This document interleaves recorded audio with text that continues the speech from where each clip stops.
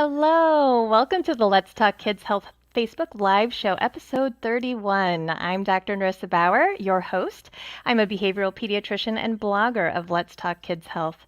As you know, the concept of this show is to share information about behavioral health, parenting, and family wellness. Each week, I plan to bring you topics and guests to help me advance this mission so that we can all talk together. Now, remember, if you're watching this live, you'll have the opportunity to post comments and ask questions of my guest. Let us know that you're here anytime by dropping a comment, giving us a like, and using hashtag live. The replay will be immediately available after the broadcast. Please share this episode with anyone you think who could benefit because sharing is caring. Now, if you don't want to miss future episodes or maybe check out my past ones, please subscribe to my YouTube channel, Narissa Bauer MD, and follow my blog Facebook page, Let's Talk Kids Health. All right, so now on to this week's guest. Let's welcome Dr. Kamilah Williams. Dr. Kamillah is a board-certified family physician with a passion for holistic health. She graduated from medical school in 2003 and served as chief resident before graduating from residency in 2006. As she was challenged by weight loss resistance and personal health problems, she was struck by how many others had similar struggles. By adopting a ketogenic lifestyle, she lost 30 pounds and maintained the loss by embracing various wellness practices. I hope we talk about that tonight too. Her stated purpose is to provide her tribe with a foundation of wellness and health literacy on which to rebuild their temples. Dr. Kamillah, thank you so much for coming onto the show tonight. You're welcome. Thank you for having me. I am really excited to talk to you. And, before I sort of go into some of the questions that we had, I really would just like to hear from you about, just why you do the things you're doing right now. So, that's a loaded question, I know. But I was reading that bio and I was like, oh my gosh, this is amazing. Yeah. It started with a personal journey. I'm like most women. I wanted to lose weight, but I wanted a simpler way to do that. And so I went searching for that. And while I was doing that, I had developed some health issues. And I was seeing people. I'm a family physician, so I was seeing people with the same health issues and wasn't seeing anyone actually improving. I was helping everybody sustain their health, but nobody was actually coming in and getting off medicines and stuff. And I was like, and everybody was gaining weight. So I was like, okay, there's something to this. And so I wanted to find a more natural route. And so, a lot of us are members of Physician Moms Group, and they were talking about Dr. Jason Fung's book, The Obesity Code. And so I read it, and it changed everything about obesity for me, and started to really read, everything he had, all his videos, all this stuff. And you start to find these other health, paths. So I found, intermittent fasting and the ketogenic style, and have not been the same since. So started following that, using that as my foundation, and then developed a passion to bring that to my clients, my patients, and wanted to really share the word of that because it was such a healing way of eating. It was just more about eating whole foods, and it aligned with my faith. At the same time, at my church, they were talking about health and wellness. So it just kind of all came together at once, and I decided to do that. And I did that for a few years in my practice, and then I decided that I wanted to spend more time with people, teaching them how to eat well. So now I am into wellness transformation coaching and working as a weight loss consultant. So it was a big cycle that kind of happened, but it led to me leaving medicine, but to do more important work, I think. Oh, wow. And, what makes this just really wonderful is that you live this. You walk the walk, you talk the talk. So, you have such valuable experience, not just as a physician, but as someone who's done this and been there. Just before I move on, Dr. Una wanted to say hello. She's watching. Hi, So fun to see you. yes, Thanks for watching. amazing. So, I think if you could tell us a little bit too, and I know I was going to ask you about this at the end, but I think you bring a great sort of lens to what you do. You said that you went ahead and, lost your own weight. Oh, hold on. She's waving. Hi, Dr. Una. We're waving jazzy hands. Look. Jazzy hands. Yeah. And now I think that just gives you a unique perspective, right? And so I wanted to just find out from you. Why is it so important that moms embrace wellness for themselves? It's so important. Something I found that when I went through this, my son was about 2 or 3. And, I really was having a hard time, following him and chasing him. I'm 44 now, so I was 37 when he was born. And so I was an older mom. And with that came people, telling you like, oh, you'll be tired, but you'll be this, you'll be that. And I'm like, no, I'm not accepting that. I don't want to do that. And so I noticed that I would sweat and I was anxious and I just had all these things going on all the time, and trying to keep up with a small boy, especially a boy, is very tough. And so, I felt that I needed to be healthy for him. And then as he aged, recently that shifted. I want to be healthy for my grandkids because he's already talking about the kids he's going to have. So at the ripe old age of 7. So, I want to be healthy for a long time. And I feel like moms need to embrace that because we are giving the example to our kids. We are modeling health for our kids. We model everything for our kids. And as a single mom, even though his dad's very much involved with him, he's with me most of the time due to work schedules and things like that. So it is up to me to model a healthy lifestyle for him. Now, does that mean I'm perfect? No, but I do feel that I need to model for him. And I also need to be healthy myself. He sees me doing certain things. He knows there's certain things I will and won't eat. And he watches that and he understands that. And so I feel it's really important for moms to do that, because the ultimate thing is that we need to fill our own cup first. A lot of times we tend to, everybody talks about the cliche of being on the plane with the oxygen mask, but it's so true that we tend to focus on them first and not focus on ourselves. So it's super important that we do that. And that was why I wanted to do this work. And good for you. I mean, I think that when people are trying to do some sort of change, some behavior change, it's so hard. I mean, you stop and start, stop and start. But, I think at the heart of it, you just said your reason was for him. I mean, and that was a great enough sort of motivation to really get you to do it and stick to it. Yeah, absolutely. Yeah. I mean, so talk to me about this ketogenic diet, and how you lost 30 pounds. Because I know that even though I'm a behavioral pediatrician, I focus mostly on ADHD, anxiety. There are times that healthy eating, screen time, moderation, all of these things come up. And I know that, as an adult, there's reasons to do it versus children. But let's just talk about ketogenic diet in general, especially as it pertains to adults. It's, I look at it as more of a lifestyle because I had to change a lot of things. So for me, starting to read labels and look at things was a game changer. And I'll back up and say that, keto is in the news and in the everywhere as a fad and things like that. But it really does have scientific basis behind it. And it helps our body function properly. And it's not so much that you have to restrict or do things like that. It's just finding those foods that nourish our body properly.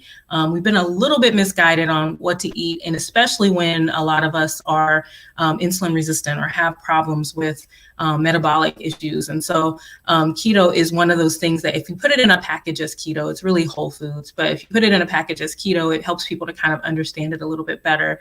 And essentially, it's just allowing your body to run off of fat instead of sugar.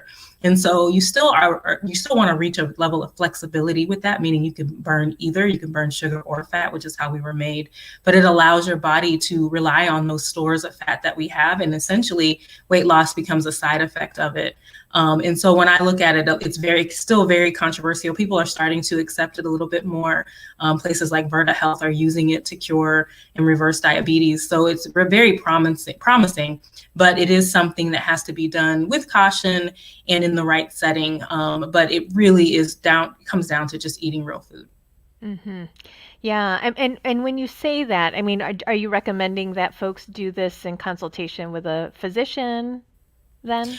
That's tough because the medical world hasn't fully embraced it yet. So if you have a physician that's low carb or keto friendly, that's optimal. But you may also find someone who is well versed. There are now keto coaches, people that do ketogenic nutrition consults. There's nutritionists that do it. Still few and far between, but increasing. But I recommend that if you do that, and your doctor may or may not be on board with that, at least have, that conversation with them. Let them know what you're doing and why, and make sure that you can do it safely. Hmm. Yeah, that's important. I Mhm. mean, and I guess before we go into the next question, I'm curious, like, what other sort of wellness strategies or practices have you found is most important? Again, with the fact that you are a single mom Mhm. doing this on your own, managing a very busy career, right? I Mhm. mean, Yeah. like, what are Yeah. some of the other things that you are like, these are the top, 3 or 5 things I have to do? Mhm. Mhm. Well, I have a framework, that I've developed um, around the wellness pillars, and I focus on spiritual, mental, emotional, relational, and I forgot one: spiritual, mental, emotional, physical, and relational Hmm. health. And I focus on those because they're like the most important. I found that they were most important for me as a mother, as a physician, because we're busy. At the time when I started this process, I was in basically a full-time job. We say it was part-time, but it was like 32 hours a week, and so that's basically full-time with the paperwork. And I was just doing all the things, right? So I found that I felt very imbalanced, and just didn't feel well mentally and emotionally. And so I kept saying, like, there's something missing. And around the same time, like I mentioned, my church, they were doing something along those lines as well, talking about those different pillars. And I was like, I need to start making sure I'm doing those. And I started to really intentionally touch on all of them regularly. And so that's what I usually recommend for my clients, is that we start working through those things, not necessarily counseling or anything like that, but just making sure that they're regularly checking in with those wellness pillars, because it's kind of like a stool.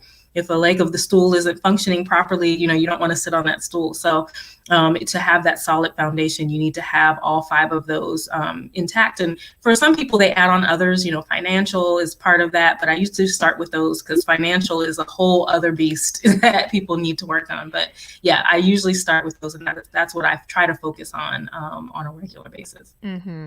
Yeah, and I love that, the analogy of the stool. You're building that foundation. Without those things, everything else, sort of is not possible because you have to Mm-hmm. have those wellness pillars. Mm-hmm. So, even I think this is going to be true for moms who are busy running a household and not necessarily working outside the home because, Mm-hmm. motherhood is a 24/7 job. Yes, Give props to the moms who are just, who are raising children. absolutely. Yeah. But like, how do you manage your career, your single motherhood, entrepreneurship, and then still sticking to those wellness practices?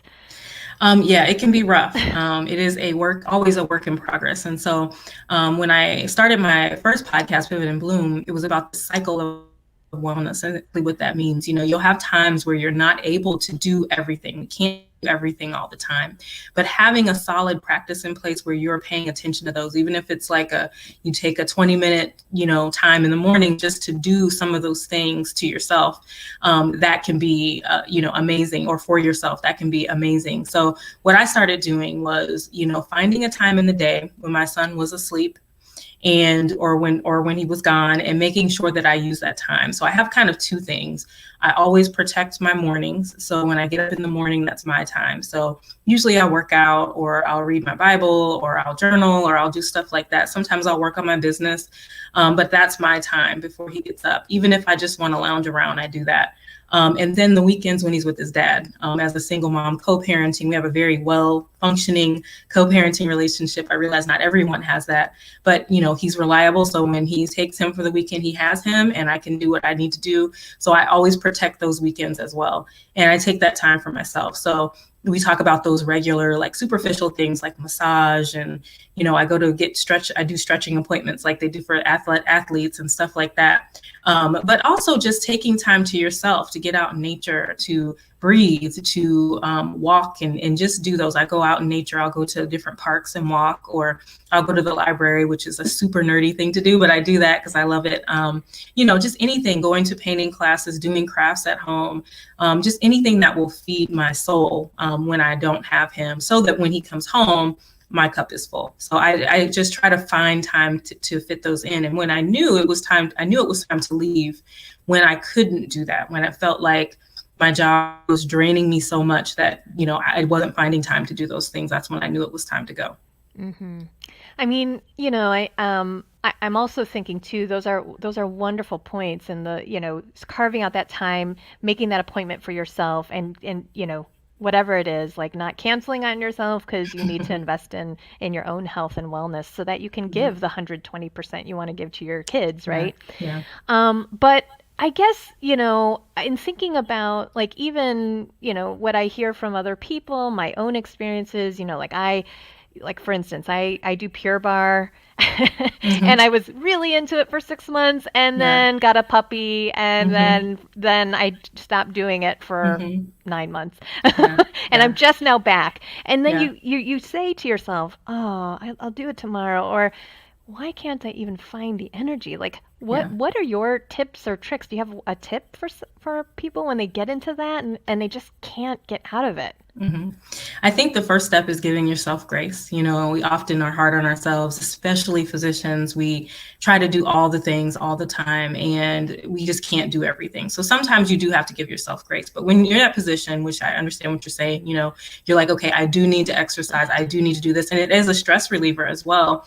I would just start small. What I had to do with that was move my workouts at home to home. And I know some people like to get out of the home and do that. But if it's specifically workouts, I have to move it. I had to move it into home. So now I just do stuff at home, and that's my routine, so that when I do get to do something outside the house, it's a treat. But when he's home, like for instance, this summer, he was home during the day, which normally he'd be with his dad, but his dad had a shift in his position at work. So we had to work that out. So he was home with me, so I couldn't go out and run like I was doing every morning. And so I had to shift and just do stuff in here. And luckily, I was already doing that, so it wasn't a shift. And there are days where I just don't feel like it or don't want to do it. And sometimes you have to make yourself do it. But yeah, I mean, it's hard. Once you stop, that habit, you have to form that habit again. And I usually just say, just start right away. Just, wait for Monday, we wait for next week, we wait for whatever. The thing to do it is to get on top of it is just to start, just jump on it and do it. I go to sleep sometimes in my workout clothes if it's a workout issue specifically. If it's something like my journaling or something like that, I'll put it next to my bed or put it, right where I can see it. Drinking water is something I've had to do. So what I do is make a routine of that, get up and have water waiting for me when I wake up. So I sit down and I drink my water and do my journaling. So just those little, just tie it together or make it fun, and make it more convenient for yourself will help quite a bit. Yeah, I love that. I mean, just giving yourself grace, but then thinking, okay, what is the tiny baby step that I can Hmm. start Yeah. doing? Because it's all those little baby steps that kind Yeah. of add up to moving you Hmm. forward. Hmm. Yeah. And I guess in what ways has your son been impacted by your lifestyle and your dietary shifts? It's funny. He's been through so much because he was, like I said, he was about 3 when I started this. So he didn't have a lot of exposure to the junk food me, but he did have a little, and we have treats here and there still. But he really has embraced it. And it really what did it was the pandemic. Before that, he was a little bit more picky. He was in the picky age, so you go figure. But he started to embrace more healthy food when we couldn't get to the store. So like I was working, and then there was all this craziness going on in the world. So my friends would go and get us stuff if they could, but then we had to rely on the butcher and the local farmers to get food. Which sounds like something out of the like 1800s, but that's what we had to do. But it really worked because as that food was what was here, he started to really embrace different tastes and different things. And so, now if I cut up Brussels sprouts or broccoli, he's like stealing them off the counter, which is crazy. But people are like, really? He does that? I stopped buying him cereal. I stopped buying pop and juice. I don't think he's really ever had pop much, but juice, I stopped buying that. And so he's used to what's here. So now if he can have a low carb soda like a Zevia, he's super excited, because that's something different for him. And I allow him, when we're out and about, people buy him things, we let him do that. But the other way it impacted him was when I told you, like I went through some things with my job, and I felt really really, for lack of a better term, burnt out. And it resulted in me not being able to pick him up from school and stuff because I was working and I'm doing this and I'm doing that. And, we just had a really good cry about it my last day of work. Like we finally just, let it go. I said, I did this for you, and both cried, and he understood. He's very intuitive, but it's like that it impacted him that I wasn't around him. So that was more of like a negative thing, but he understood why I had to do what I had to do for a short period of time. But yeah, it definitely, everything I do for my health and wellness totally affects him. And I usually can see it, and I can see differences in him. So it's pretty cool. I mean, and that in of itself is probably like a very big motivator. It's sort of, it's like, oh my gosh, like he's not doing these things, and it's just so, exciting to see and keeps you on that path. So that's really wonderful. And I bet he loves, like having you just be in a better place, right? Yeah, he can tell. I was doing check-ins like, hey, how are things now that I'm at home? He's like, oh yeah, much better, mommy, so yeah. So I'm trying to, he wants to be a scientist. I'm trying to push for nutrition scientist, but yeah, he's not having that. So we're working on that one. I love it. I love it. And remind me again, how old is he? You said? He's 7. Oh, 7. Yeah, that's right. Oh. Yeah. I mean, what a gift you're giving him by modeling these things. Yeah. And it's so true. I guess when it's out of sight, it's out of mind. And then these little treats become treats, right? And something to look forward to periodically. And, his palate's going to be different, right? So he's not going to be craving those things. Yeah. Yeah. And I guess in your practice, because you're a family physician, I mean, are there specific tips or tricks that you have that you offer for families who are worried about their children and obesity or, kind of these sugary treats and things like that? I mean, are you advocating that everybody sort of do what you did? It's tough with kids, because like we're taught in med school, kids aren't little adults. So you have to think about different nutrients and different things with kids. Some kids do keto, kids that have seizures. Some of them are on ketogenic diets. Most people are kind of leery of it just because, the nutrition part and making sure that they get what they need. But there's nothing wrong with kids eating a nutritious and nutrient dense diet. So a lot of times with families, what I tell them is, if you're eating this way, you're cutting back the carbs, that's okay for them too. You may give them like a more carby side, but like a healthy carb. So like I don't eat a lot of fruit here and there, but I let him have fruit, if I make a meat and a veggie, he'll eat that, but then he may want a little bit more. So he loves corn and things like that I don't usually eat. So I just, give him that. So you don't have to give them a whole different meal. The key is not giving them all the processed, packaged, sugary things. And even at his school, they don't allow it. They tell you not to send it. They're not going to let them eat it. So, it helps to have that backup there, as far as like they're doing what we do with him at home, essentially. So it's really cool. But yeah, I just tell them to try not to make it complicated. If you try to make 3 or 4 different meals, it makes it tough. And the same thing happens with adults that have other adults in the home that don't want to do it. It's like you have to find a way to make a happy medium. And the easiest way to do that is to make something that everybody likes, that you can make without all the extra stuff, but you can add what they want for their meal plan. Yeah. No, so first of all, you mentioned your school does this too? Yeah, they don't do ketogenic, but they're just organic and they limit the sugar and refined carbohydrates for the kids. So, that's amazing. It is. Really? It's really amazing. Yeah.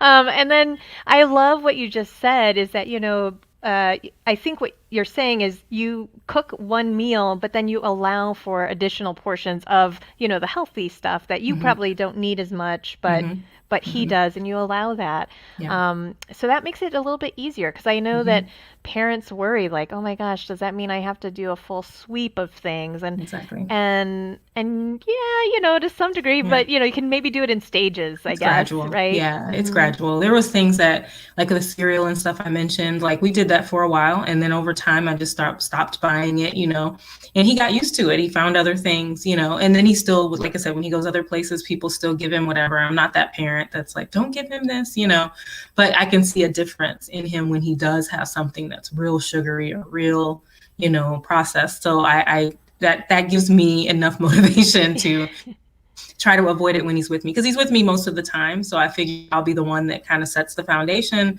Every just that 20%, that he gets. So we do pretty well with that. But yeah, I think a lot of parents, and I mean, doctors are worried about the nutrition aspect of that. We want to make sure it's nutritionally sound because they're growing. So you have to make sure they're getting what they need. Yeah. And then before we close, I mean, just because, you are a single parent and you mentioned you have a great co-parenting relationship, I mean, any tips for families sort of in the same position about, how do you get to that place? Do you have any recommendations for like even talking to kids? Maybe if they're thinking about a separation, Yeah. how to do that in a child-friendly way, and then how do you establish that good co-parenting relationship? Yeah, so ours was different where, we separated when I was pregnant. So by the time he was born, he's never seen us together. So it makes for some interesting conversations now because I kept my wedding pictures for him. And he's like, I don't want to see this. I'm like, okay. So, but I talk to him. What I do is I try to make it as normal as possible for him. So everything is focused on him. What we've both done is we both focused on him. So everything is for him. So if he wants to go with one of us, we try to make that happen instead of making it like, no, it's my weekend. It's my weekend. We also help each other out. I mean, even though we're not married, we do still have to heed each other's schedules and things going on. And I think a lot of couples miss that, because you want to kind of have your own thing and there's some hurt feelings and things going on. But we've learned to do that. And then in talking to him, I usually, if he asks questions, I try to explain it. I don't go into a lot of detail about, what happened in our marriage, because I don't think he needs to know that or it's even relevant at this point. So we just talk about the situation itself. His dad has gotten remarried. So we've talked about that. He was at their wedding. So we just talk about it just normally. Like if he asks questions, I tell him, what I can tell him or what I feel he should know at this age. But he's okay with it. He's in a different position. Older kids, of course, the older they get, the harder it is, because I've seen adults struggle too with divorce. But it's just, or the divorce of their parents, but it's just a matter of focusing on him, making sure that he's comfortable. And I try to make it fun, which, like I said, sometimes I'll say like, oh, you get to go to your dad's this weekend. That's so cool that you have, 2 bedrooms. And he's like, why is that cool? But it's normal for him, so we've normalized it so much that I think, he's done really, really well. But yeah, it is a tough situation sometimes because there's things you have to let go of. There's things you have to be okay with that, you're like, we're not together, but I still have to deal with, his schedule or his things that he has going on and he has to deal with mine. So we just learn how to balance it. And, a lot of times it means, one of us may have to be off. Now I'm home all the time now, but, when I was working in an office, it meant sometimes I might have to take off and stay home with him, or he might have to do that. And we just learn to work that out. So it's been really great that way. I think it's just letting go of those feelings, which is hard and it takes time, but focusing your feelings on your child, because you both love the child or the children. And they love you and they love the other parent. So you have to be really mindful of that, because you can really hurt them by making things tense with the other parent too. So if there is differences, you try not to do that in front of the kids, which I think married couples just should do anyway. You're trying not to have those conflicts in front of them. But yeah, if you just think about the child, it makes it a lot easier. Yeah, I love that. I mean, staying child focused, and I think the primary message is, we're still your parents. We still both love you, right? So it sounds like you've done a wonderful job, and you're at this, great place. I'm so excited for you. I know that you are in a new spot with, what you do with your career. So tell us about that. Where can people find you if they're interested in connecting and learning more about what you do? So I'm most active on Instagram and Facebook. So on Facebook, I'm Kamilah Marie, and then I have a page for my, I call it my umbrella, the Pivot and Bloom. So Pivot and Bloom still has a page on Facebook, but then my coaching program and my new podcasts are called The Single Well. So that is at The Single Well on Instagram, and I am at The Christian Wellness Doc on Instagram as well. And then there's links in my bio to get access to the program and to get a wellness consultation. So if you're interested, just jump in there or just send me a message in the DMs and we can talk about it. Wonderful. Thank you so much. I will absolutely include all of those handles, links, Yeah, social media thank you. in the YouTube videos so that people who watch this will, be able to connect with you. Thank you. Thank you for sharing your story. It was such Thank a you. wonderful, conversation that we had. I think there's so much to be said about, navigating life, especially right now with the pandemic and all the uncertainty. Yeah. But the fact that you sort of embraced, kind of all your values and, had these systems in place and you've learned to be able to pivot, and embrace wellness for yourself, which is so important. Yeah. Absolutely. Yeah.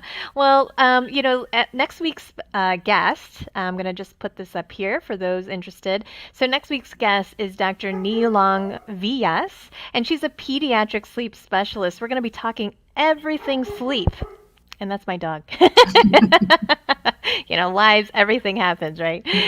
So please check in if you have any questions about sleep. We will have a pediatric sleep expert to talk to us. And then I just have to put in a plug because right now I'm enrolling my Teach Me ADHD courses. I have 3 classes opening starting September 12th. And so I'm registering now until August 30th, and there is a 10% off coupon code down below. Use that to enroll. It's valid until August 20th. So I hope to welcome some new senior and junior detectives to the All Deeds Help Detective Agency and learn more about ADHD and have fun together.